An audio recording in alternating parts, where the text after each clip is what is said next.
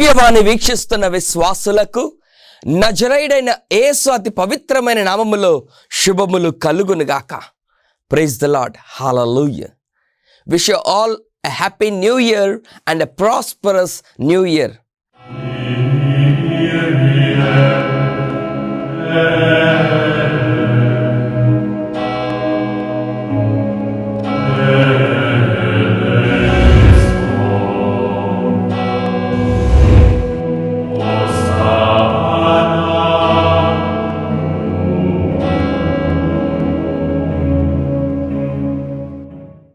దివ్యవాణి వీక్షిస్తున్న విశ్వాసులందరకు నూతన సంవత్సర శుభాకాంక్షలను అందిస్తూ ఉన్నాం. దేవునికి స్తోత్రం. Praise the lord. దేవుడు మిమ్ము మీ కుటుంబాన్ని అంతటిని బట్టి ఆశీర్వదించునుగాక. దేవుని వాక్యాన్ని చదువుకుందాం. ఒక పాట ద్వారా దేవునికి మొరపెట్టుకుందాం. అటు పిమ్మట దేవుడు మనకు అందించు నిగూఢమైన రహస్యాలను, ఆయన ఆలోచనను, ఆయన మాటలను వినడానికి ప్రయత్నం చేద్దాం. దేవునికి స్తోత్రం. Praise the lord. హల్లెలూయా. ప్రభువు మీతో నుండునుగాక. పునీత యోహాను గారు రాసిన క్రీస్తు సువిశేషములోని భాగము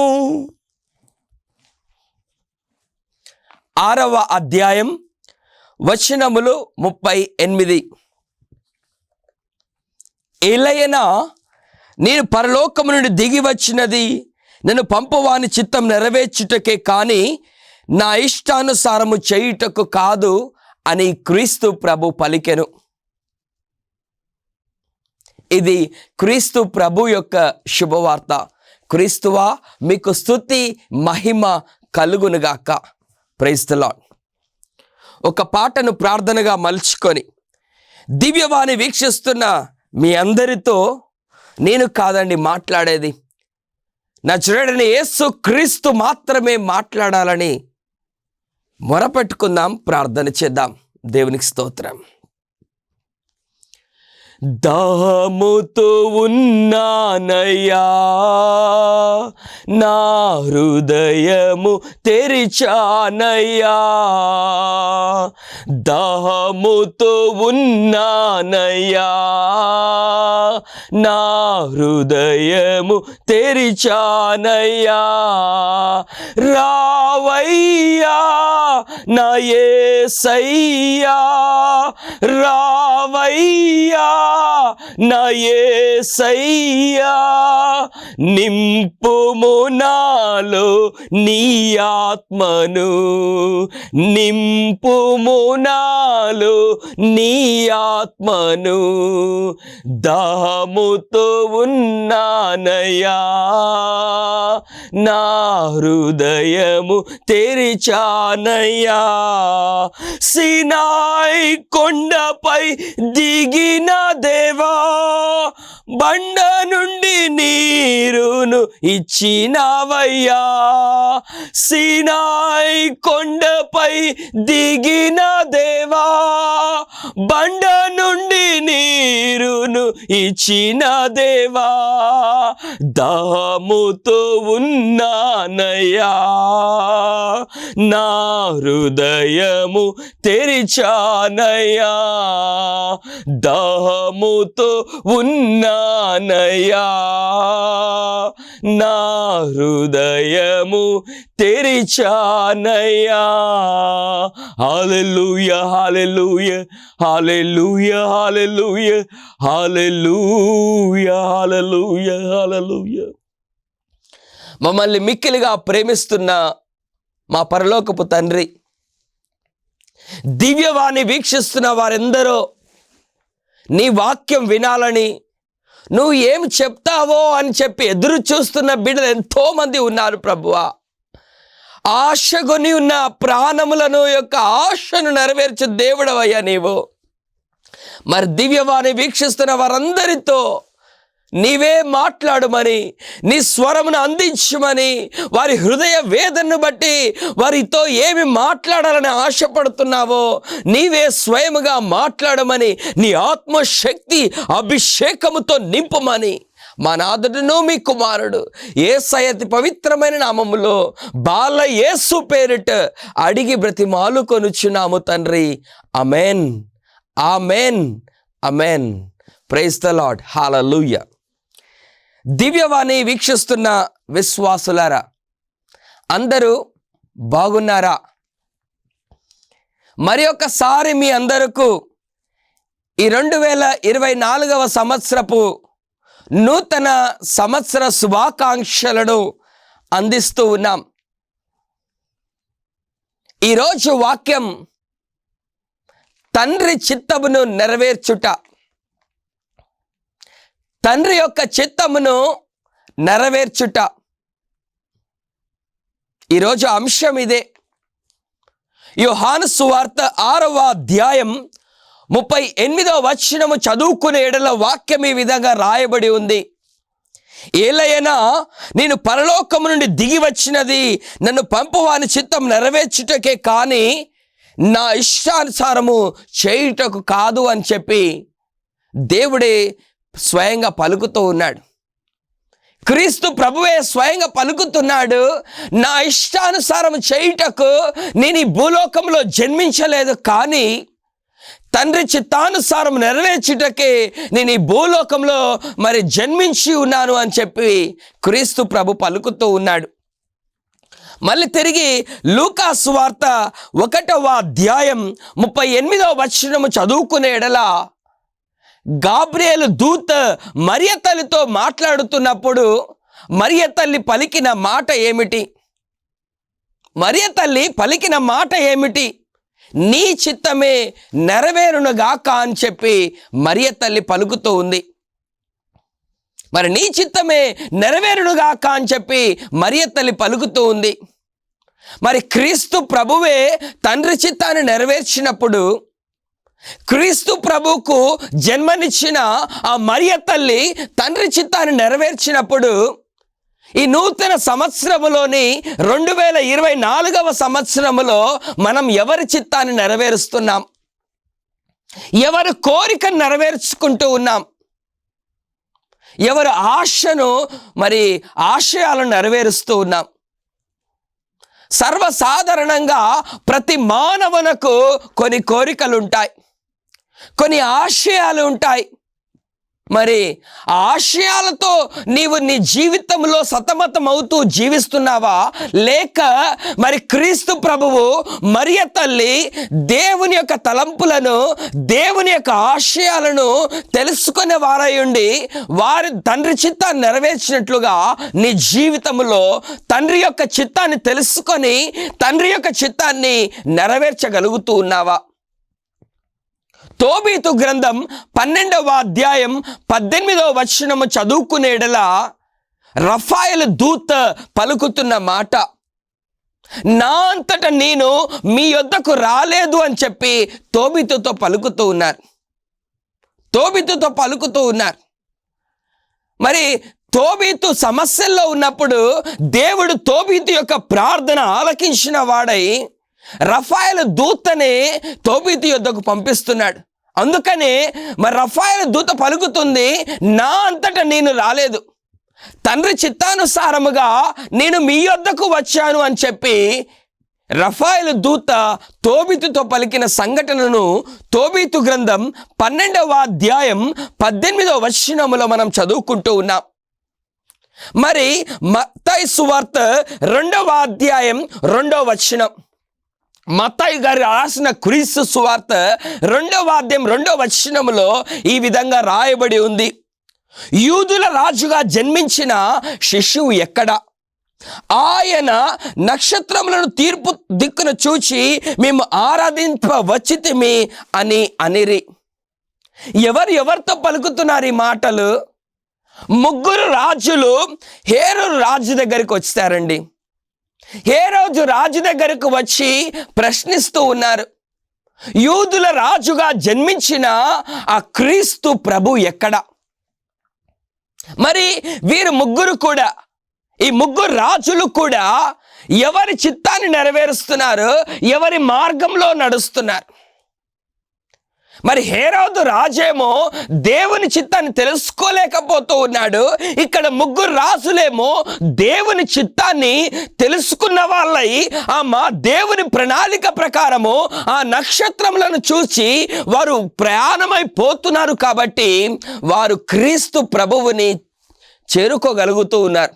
అనగా బెత్లెహేమునకు చేరుకోగలుగుతున్నారు. బెత్లెహేములో ఉన్న ఆ పశువుల పాకను చేరుకోగలుగుతున్నారు. ఆ పశువుల పాకలో క్రీస్తు ప్రభువుని చేరుకోగలుగుతూ ఉన్నారు. మరి నీవు కూడా వారు బెత్లెహేము చేరుకున్నట్లుగా, బెత్లెహేములోని క్రీస్తు ప్రభు వద్దకు చేరుకున్నట్లుగా నీ జీవితంలో కూడా నీ గమ్యము చేరుకోవాలి అనంటే దేవుని యొక్క ప్రణాళికలను, దేవుని యొక్క ఆలోచనను, దేవుని యొక్క చిత్తములను నీ జీవితంలో తెలుసుకోవాలి. క్రీస్తు ప్రభు తెలుసుకుంటున్నాడు, మరియ తల్లి తెలుసుకుంటుంది, ఈ ముగ్గురు రాజులు కూడా తెలుసుకోగలుగుతూ ఉన్నారు. మళ్ళీ తిరిగి మత్తయి సువార్త 2వ అధ్యాయం 13వ వచనం వాక్యం సెలవిస్తుంది. వారు వెళ్ళిన పిదప ప్రభువు దూత యోసేపునకు కలలో కనిపించి శిశువును చంపుటకు హేరోదు వెతకబోవచ్చున్నాడు. కావున నీవు లెమ్ము, బిడ్డను తల్లిని తీసుకొని ఐగుప్తునకు పారిపొమ్ము, నేను చెప్పు వరకు అచటనే ఉండుము అని చెప్పి గాబ్రియేలు దూత యోసేపుతో మరియ తల్లితో పలుకుతున్నారండి. అంటే క్రీస్తు ప్రభువుకు జన్మనిచ్చిన మరియ తల్లిని మరియు క్రీస్తు ప్రభువుని, యోసేపును దేవుడు కాపాడాలని చెప్పి ఆలోచించాడు. ఆలోచించిన ఆ ఆలోచన గాబ్రియేలు దూత ద్వారా దేవుడు యోసేపుకు మరియకు తెలియచేస్తూ ఉన్నాడు.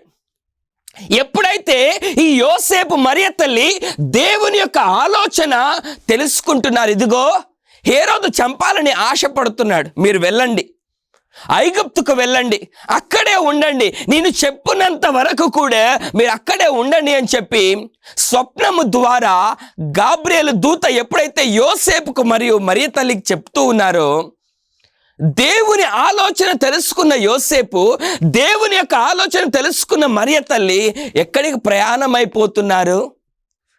ఐగుప్తుకు ప్రయాణమైపోతూ ఉన్నారు. మళ్ళీ తిరిగి మత్తయి సువార్త 2వ అధ్యాయం 20వ వచనం, మత్తయి సువార్త 2వ అధ్యాయం 20వ వచనం చదువుకునే ఎడల లెమ్ము, బిడ్డను తల్లిని తీసుకొని ఇజ్రాయేలు దేశమునకు తిరిగి పొమ్ము. ఎలయనా బిడ్డను చంపు వెతకవారు ఏం చేశారు? మరణించి ఉన్నారు అని చెప్పి మళ్ళీ తిరిగి గాబ్రియేలు దూత యోసేపుకు మరియు మరియ తల్లికి తెలియచేయగా, మళ్ళీ దేవుని యొక్క ఆలోచన తెలుసుకున్న వారై ఉంటున్నారు కనుక మళ్ళీ ఎక్కడికి పోతున్నారు? ఇజ్రాయేలు దేశమునకు వెళ్తూ ఉన్నారు.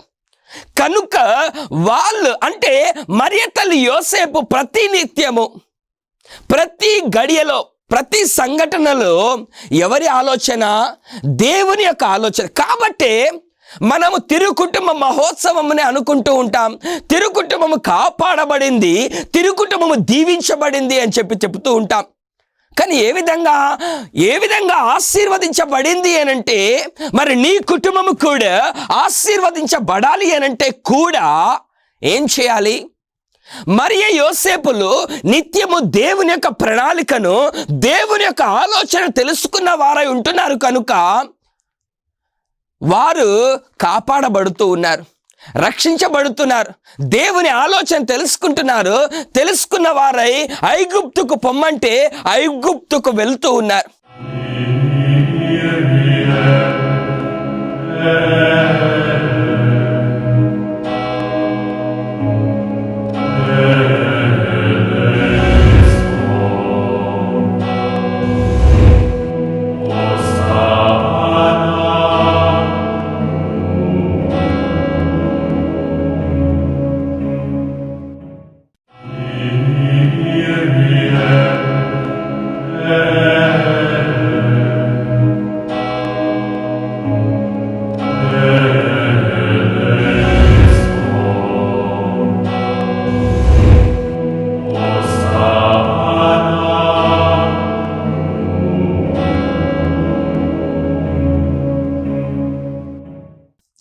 ఇజ్రాయేలు దేశంలోకి వెళ్ళండి అంటే ఇజ్రాయేలు దేశంలోకి వెళ్తూ ఉన్నారు.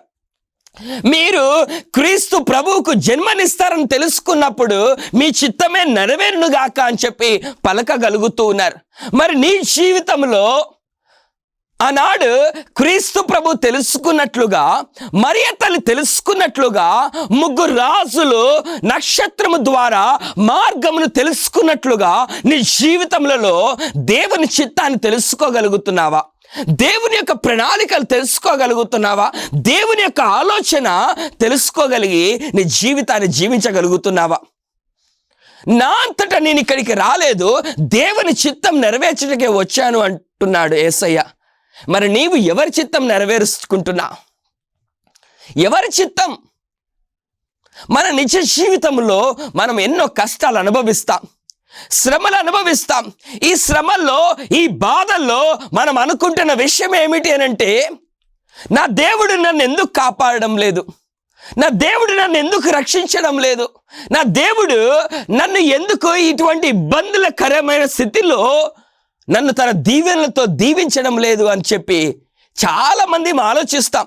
దివ్యవాణి వీక్షిస్తున్న విశ్వాసులైన మీరు మీ కుటుంబాల్లో ఏదైనా జరగని ఎడల మీరు తప్పకుండా ఆలోచిస్తారు, ఎందుకు నా జీవితంలో, నా కుటుంబంలో ఇది జరగడం లేదు అని. కానీ దానికంటే ముందుగా ఒకటి ఆలోచించావా? అది దేవుని ప్రణాళిక, అది దేవుని యొక్క ఆలోచన. మీ జీవితంలో జరగడం లేదు అని అంటే అది నిజంగా దేవుని ఆలోచనేనా? మీ కుటుంబంలో అది జరగడం లేదు అని అంటే నిజంగా అది దేవుని ప్రణాళికేనా అని ఎప్పుడైనా నీవు గమనించావా? దేవుని ప్రణాళికను తెలుసుకోక నెరవేర్చని ఎడల మా జీవితంలో ఎలా విజయం పొందగలం? ఎందుకంటే మన పక్షమున ఉండి పోరాడువాడు దేవుడే అని చెప్పి వాక్యములు చాలా స్పష్టం చేస్తూ ఉన్నాయి. ద్వితీయోపదేశ కాండం 1వ అధ్యాయం 29వ వచనం చదువుకునే ఎడల వాక్యం ఈ విధంగా రాయబడి ఉంది. వారిని గురించి మీరు భయపడకుడు, మిమ్ము నడిపించు ప్రభువు మీ పక్షమున పోరాడువాడున్నాడు అంటున్నాడు. దేవునికి స్తోత్రం.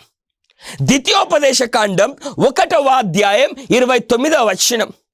దేవుడే స్వయంగా మోషేతో పలుకుతున్నాడు, దేవుడే స్వయంగా ఇజ్రాయేలు ప్రజలతో పలుకుతున్నాడు. ఏమని పలుకుతున్నాడు? మీరు భయపడకండి, మిమ్మల్ని నడిపించు దేవుడు ఉన్నాడు అంటున్నాడు. నిజమే, ఇది ఎవరి ప్రణాళిక? ఎవరి ప్రణాళిక అండి? దేవుడు తన ఆలోచన ఎవరికి తెలియచేస్తున్నాడు? మోషేకు తెలియచేస్తూ ఉన్నాడు. ఈ మోషే దేవుని ఆలోచన తెలుసుకున్న వాడై ఏం చేస్తున్నాడు? ఇశ్రాయేలు ప్రజలను ఎడారి గుండా నడిపిస్తూ ఉన్నాడు. ఎందుకు వారు ఈ 40 సంవత్సరములు నడిచారు అనంటే, ఎడారి గుండా నడవగలుగుతున్నారంటే, ఏ ప్రయాణంలో వెళ్ళగలుగుతున్నారు అనంటే ఎవరి ఆలోచన? దేవుని ఆలోచన. మోషే దేవుని ఆలోచన తెలుసుకున్నాడు, దేవుని ఆలోచన ప్రకారం నడవగలుగుతూ ఉన్నారు. కాబట్టే ప్రభు పలుకుతున్నారు, ఇక మీరు భయపడబకండి, ఎందుకంటే మిమ్ము నడిపించు దేవుడు మీకు తోడై ఉన్నాడు. వారు ఆ దేవుడు చెప్పిన మార్గంలో నడుస్తున్నారు కాబట్టి దేవుడే స్వయంగా పలుకుతున్న మాట, మిమ్మల్ని నడిపించే దేవుడు మీకు తోడై ఉంటున్నాడు. ఒకవేళ వాళ్ళు దేవుడి ప్రణాళిక ప్రకారం నడవని ఎడల, దేవుని మాట ప్రకారము ఆ త్రోవలో వెళ్ళని ఎడల, ఆ దేవుడు తోడై ఉండేవాడేనా? ఎందుకు అనంటే, దేవుడు వారికి ఒక ప్రదేశాన్ని చూపిస్తే వారు ఇంకొక ప్రదేశంలో ప్రయాణము చేస్తే దేవుడు ఎలా తోడై ఉంటాడు? దేవుడు చూపించిన మార్గంలో నడుస్తేనే దేవుడు నీకు తోడై ఉంటాడు. అందుకనే 31వ వచనములో కూడా ఒక వాక్యం రాయబడి ఉందండి. మీరు ఎడారి గుండా పయనించి ఇక్కడికి చేరినప్పుడు త్రోవ పొడున ప్రభువు మీకు బాసట అయి ఉండెను అని.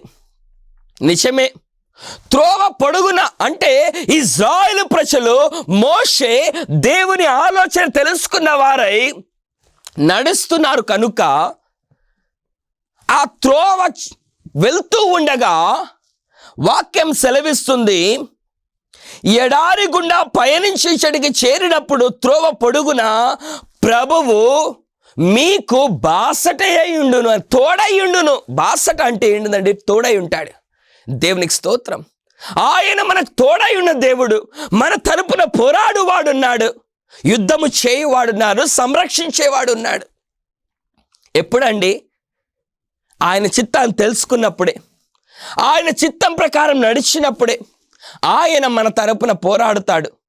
నిజమే, నీ దేవుడు నీ తరపున పోరాడాలి అని చెప్పి ఆశపడుతున్నావా? నీ దేవుడు నీకు బాసట అయి ఉండాలని, నీ దేవుడు నిన్ను తోడై ఉండాలని చెప్పి నీవు ఆశపడుతున్నావా? దేవుడు నా కుటుంబాన్ని ఆశీర్వదించాలని చెప్పి ఆశపడుతున్నావా? దేవుడు నాకు బంగారు భవిష్యత్తును ఇవ్వాలి అని చెప్పి ఆశపడుతున్నావా? మరి దేవుడు నీ తరపున పోరాడాలని ఆశపడుతున్నావా? కానీ క్రీస్తు ప్రభువు తండ్రి చిత్తాన్ని తెలుసుకున్నట్లుగా, మరియ తల్లి తండ్రి చిత్తాన్ని తెలుసుకున్నట్లుగా, అబ్రహాము తండ్రి చిత్తాన్ని తెలుసుకున్నట్లుగా, మోషే తండ్రి చిత్తాన్ని తెలుసుకున్నట్లుగా, ముగ్గురు రాజులు తండ్రి యొక్క చిత్తాన్ని తెలుసుకున్నట్లుగా, మరియ యోసేపులు తండ్రి చిత్తాన్ని తెలుసుకున్నట్లుగా, దివ్యవాణి వీక్షిస్తున్న విశ్వాసులారా, నీవు దేవుని ప్రణాళికలు నీ జీవితంలో, నీ కుటుంబంలో తెలుసుకోగలుగుతున్నావా? తెలుసుకో. ఫాదర్, ఈ లోకంలోని మా నాన్న యొక్క ఆలోచన నేను తెలుసుకోవచ్చు, మా అమ్మ యొక్క ఆలోచన నేను తెలుసుకోవచ్చు, స్కూల్లో టీచర్ యొక్క ఆలోచన మీకు తెలుసుకోవచ్చు. ఎందుకంటే అడిగితే చెప్తారు. మానవులు అడిగితే చెబుతారు. డాడీ నీ ఆలోచన ఏంటి అని అడిగితే, బిడ్డ నా ఆలోచన ఇదని చెప్తారు. ఒక తల్లిని మమ్మీ నీ ఆలోచన ఏంటి అంటే అడిగితే ఆ మమ్మీ ఆలోచన చెప్తుంది. స్కూల్లో టీచర్ మీ ఆలోచన ఏంటిది, మీ తలంపు ఏంటిది అని అడిగితే టీచర్ స్కూల్లో చెప్తుంది. మరి సాఫ్ట్వేర్ జాబ్ చేస్తున్న వాళ్ళు కావచ్చు, ఉద్యోగాలు చేస్తున్న వాళ్ళు కావచ్చు, యజమాని దగ్గరికి వెళ్ళి మరి మీ ఆలోచన ఏమిటి, నన్ను ఏం చేయమంటావు అని అడిగితే మరి యజమానులు చెప్తారు, మరి ఏం చేయాలో కూడా చెప్తారు. మరి తండ్రి ఆలోచన తెలుసుకోవడం కూడా అంతే. నువ్వు అడిగితే వాళ్ళు చెప్పినట్లుగా ప్రార్థన ద్వారా దేవుని అడుగు. ప్రార్థన ద్వారా దేవుని ఆలోచన తెలుసుకున్న ఆ ఆలోచన ప్రకారం నీ జీవితంలో నడువు. దేవుడు నీ తరపున పోరాడతాడు. దేవుడు నీకు బాసట అయి ఉంటాడు. దేవుడు నీకు తోడై ఉంటాడు. కానీ ఒక కుమారుడు తండ్రిని అడిగినట్లుగా, ఆలోచన తెలుసుకున్నట్లుగా, ఒక కుమారుడు తల్లిని అడిగినట్లుగా, తల్లి ఆలోచన తెలుసుకున్నట్లుగా, ఒక స్టూడెంట్ టీచర్ని అడిగి టీచర్ యొక్క ఆలోచన తెలుసుకున్నట్లుగా, ఒక సేవకుడు యజమానుని యొక్క అడిగి ఆ యజమాని యొక్క ఆలోచన తెలుసుకున్నట్లుగా, నీవు నీ ప్రార్థన ద్వారా, నీ విశ్వాసము ద్వారా దేవుని ఆలోచన తెలుసుకోగలుగుతున్నావా? యేసు ప్రభు అదే విధంగా తెలుసుకున్నాడండి. మరియ తల్లి అదే విధంగా తెలుసుకుంది. మోషే కూడా అదే విధముగా తెలుసుకున్నాడు. మండుచున్న పొద వద్దకు వెళ్ళి ప్రార్థన చేస్తూ ఉండగా, మండుచున్న పొద ద్వారా దేవుడు మోషేతో మాట్లాడాడు. ప్రార్థన ద్వారా మనం దేవుని యొక్క ఆలోచన తెలుసుకోవచ్చు. ప్రార్థన ద్వారా దేవుని యొక్క ప్రణాళిక తెలుసుకోవచ్చు. మనం కలిగిస్తున్న ఈ విశ్వాసము ద్వారా మనం దేవుని యొక్క ఆలోచన తెలుసుకోవచ్చు. కనుక దివ్యవాణి వీక్షిస్తున్న విశ్వాసులారా, ప్రార్థన చేసుకో. నీకున్న బాధల్లో, నీకున్న సమస్యల్లో, నీకున్న ఇబ్బందుల్లో, నీకు సతమతమవుతున్న జీవితాలు ఉంటుండొచ్చండి. అది ఏ విషయమైనా కావచ్చు. ఒక ఉద్యోగం కావచ్చు, ఒక ల్యాండ్ విషయం కావచ్చు, ఒక కుమారుడు విషయం కావచ్చు, ఒక పెళ్లి విషయం కావచ్చు. అనేక సతమతం అవుతూ ఉంటాం. జీవితంలో ఏం చేయాలి ఆలోచిస్తూ ఉంటాం.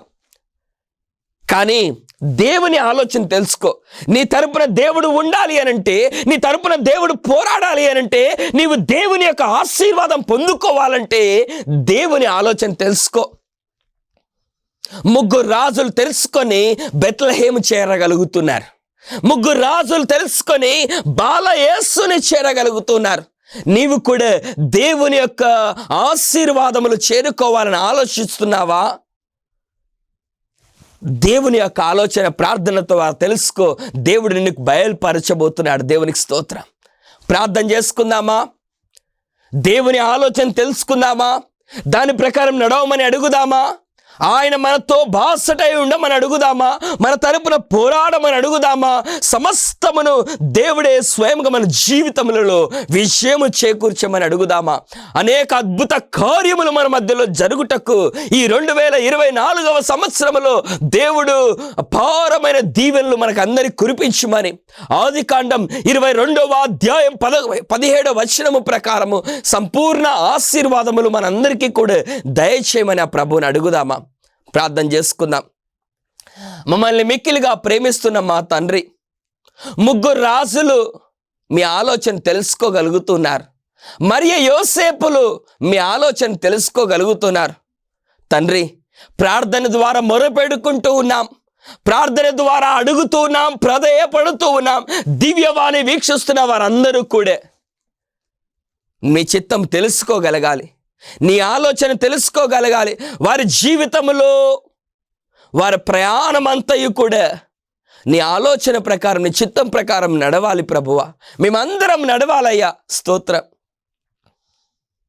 యోహాను సువార్త 6వ అధ్యాయం 38వ వచనములో వాక్యం సెలవిస్తుంది, నా ఇష్టానుసారం జీవించడానికి నేను ఈ లోకంలోకి రాలేదు, కానీ తండ్రి చిత్తానుసారం నెరవేర్చడానికే వచ్చానంటున్నాడు. ఆ కుమారుడే తండ్రి చిత్తాన్ని నెరవేర్చినప్పుడు మేమందరము కూడా నీ బిడ్డలుగా ప్రభువా. దివ్యవాణి వీక్షిస్తున్న వారందరూ నేను కూడా మీ ఆలోచన తెలుసుకొని మీ చిత్తానుసారం నెరవేర్చినట్లుగా మా జీవితంలో పోరాడము ప్రభువా. మా జీవితంలో బాసట అయ్యుండము. మా జీవితంలో నీ పరలోక అభిషేకముతో దీవించండి. పరలోక ద్వారములు తెరచి దివ్యవాణి వీక్షిస్తున్న వారందరూ ఎటువంటి ఆశీర్వాదాల కోసమైతే ఎదురు చూస్తున్నారో వారందరిని బహుగా ఆశీర్వదించి దీవించుమని మా నాథుడును మీ కుమారుడు బాల యేసు పేరిట అడిగి బ్రతిమాలు కొనుచున్నాము తండ్రి. ఆమేన్, ఆమేన్, ఆమేన్. ప్రభు మీ అందరితోనూ ఉండునుగాక. సర్వశక్తిమంతుడైన సర్వేశ్వరుడు పిత, పుత్ర, పవిత్రాత్మ సదా ఆశీర్వదించి దీవించి కాచి కాపాడుదురుగాక. Amen, amen, amen. God bless you. దేవుడు మిమ్ము మీ కుటుంబాన్ని దీవించి అనేక అద్భుతాలు మీ కుటుంబంలో, మీ జీవితంలో జరిపించునుగాక. Amen, amen, amen. Happy new year and a prosperous new year. నూతన సంవత్సర శుభాకాంక్షలు తెలియజేస్తూ ఉన్నాను. God bless you all.